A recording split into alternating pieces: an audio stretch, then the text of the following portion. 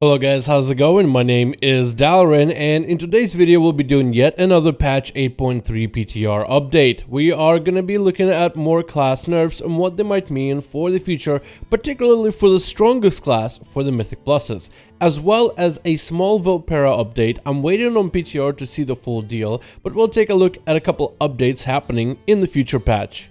For anybody wondering when patch 8.3 might be arriving, right now we don't have the ETA. Blizzard said sometime after the holidays, so I expect sometime early in January. Maybe January the 7th is the date I would pin for, but we'll just have to wait and see. I'll update you guys as soon as we get further information.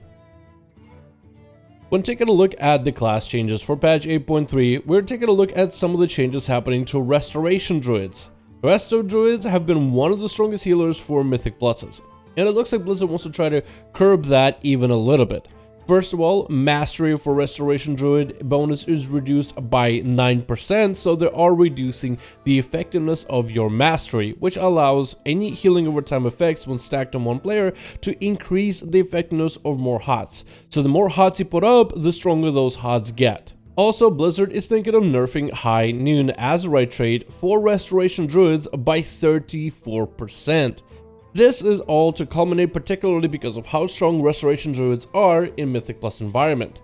With your Mastery, Restoration Druids can go for talents that increase the number of healing over time effects, whether major or minor effects. Even a small little heal over time increases the potency of all your other powerful healing over time effects. So in a sense, Restoration Druids could go for a build that's very hands-off in healing your allies, where you are able to maintain a couple healing over time effects without having to directly funnel healing into your team, giving you free globals to do damage to the enemy, whether it is in AoE or in single target, making Restoration Druids incredibly powerful for Mythic Plus content. Blizzard said in the developer note, Restoration Druid has an overall package of healing, damage, and utility that is very hard to compete in with solo healed content. Two things that stand out in particular are the efficiency of focused healing on a single target with high mastery and the ease of contributing DPS with very little GCD usage on Sunfire. So the idea is to allow other healers to be more competitive against Resto Druids by taking the strongest healer in the Mythic Plus content and nerfing them back on a couple things that allow them to be super powerful and broken in Mythic Pluses.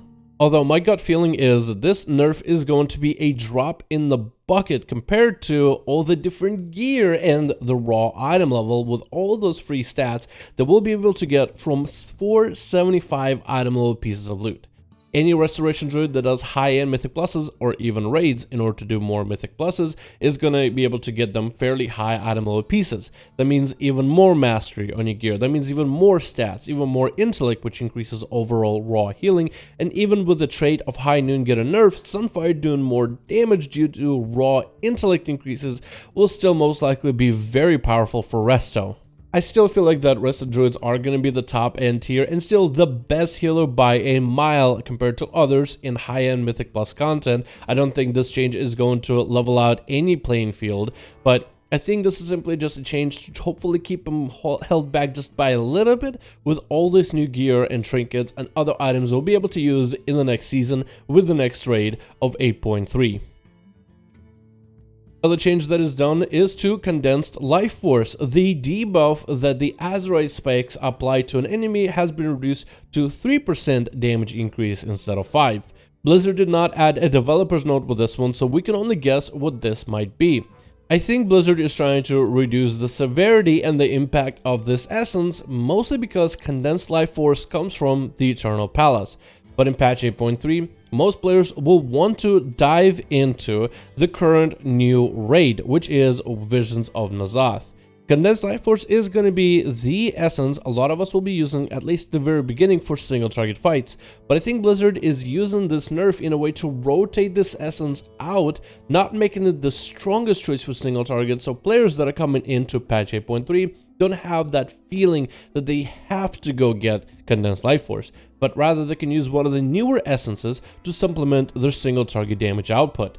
The buff for the damage with Condensed Lifeforce is quite huge for any class that needs it for single target. Hell, for my Outlaw rogue, this is the go-to in a raid environment, and there's plenty of other classes that can utilize the haste buff that Condensed Lifeforce brings. But it does make sense to nerf it, since most people coming into patch 8.3 will not want to go through Eternal Palace just to get an essence so they can use it in the new raid. So even though my Outlaw rogue needs Condensed Lifeforce for single target, having it nerfed does make sense for anybody playing in patch 8.3. The last change we have for last class on the list is going to be Demonology Warlock. The talent of Grimoire Felguard is going to have a slightly longer duration. The duration for the summon Felguard that attacks the target and has 25% increased damage is going to go from 15 seconds duration to 17 seconds. I don't think this is going to be a massive change. This will be quite nice for anybody who PvPs as Demonology, as the Felguard can be used to lock down enemies with that extra stun and the extra damage, but this might be a decent alternative for full single target builds in the future for the next new tier. As of making this video, the PTR servers are down, so I cannot test the new Vulpera updates, but looks like Vulpera updates are inbound. One of the new Vulpera racials is called Alpaca Saddlebags. When taking a look at this new passive, it says increases the size of your backpack by 8 slots. The increase to the basic backspace is actually quite huge, as for the longest time in previous expansions of the old, Blizzard tried to increase the backspace of the bag you start with, and that often resulted in the game crashing. Since then, Blizzard has been able to increase the backspace by a little bit. They did an increase a while ago for anybody who had an authenticator tied to their account to promote security for accounts, but also they increased your backspace by 4 whole slots, and that was pretty big. If they are able to increase the slots of Vulpera bags by 8 slots, that is huge. If you're someone who has been playing BFA, the last few patches have definitely been battle for backspace, and there's simply not enough backspace in everyone's bags to keep all the items that you want to keep, especially if you're someone who plays multiple different specs and you want to make sure you have all the gear on you at all times in case you need to swap. If you've ever been having trouble with bags, I feel like Vulpera with that passive alone might be worth for anybody who is always filled up on bags. With other racials like Return to Camp, allowing you to make camp and return to it almost like your own Hearthstone with 1 hour cooldown, you'll be able to get yourself through, let's say, old raids and old dungeons and carry more things in your bags for you to sell eventually at a vendor. So this is quite a nice and quite a huge passive when you think about it. It doesn't actually get you that much in-game combat ability, but the passive itself on its own could be enough for people to want to play Vulpera if you do choose Horde, especially if you're someone who does gold farming and collecting. I'm sure there's going to be more updates to the Vulpera racials. I'm still looking for the combat racials and seeing how they end up working out. Whenever PTR is available, I'll be the first one taking a look at it whenever possible. Finally, for the Mythic Pluses of patch 8.3, they are going to be increasing the difficulty of the dungeons, but with the gear that we'll be getting and all the different corruption bonuses, it does seem like 15s are going to be not nearly as difficult as everybody else believes they will be. Blizzard will be increasing the maximum upgrades that you can get from Mythic Plus dungeons to up to a maximum of a plus 15. Giving you item level 5 item levels above heroic gear if you finish the dungeon, and giving you 475 in your chest at the end of the week.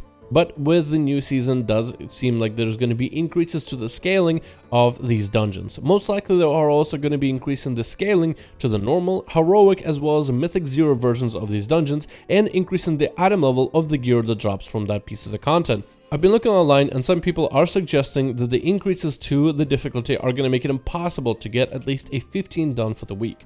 But with brand new gear, an extra essence slot to fill for your character, which increases the damage substantially, new pieces of loot as well as corruption gear, is most likely going to be not nearly as difficult as a lot of people are predicting. So it does seem like that there's going to be some increases, but also the base loot, if you level in a brand new character, should be quite a nice gear catch up for you to at least snag.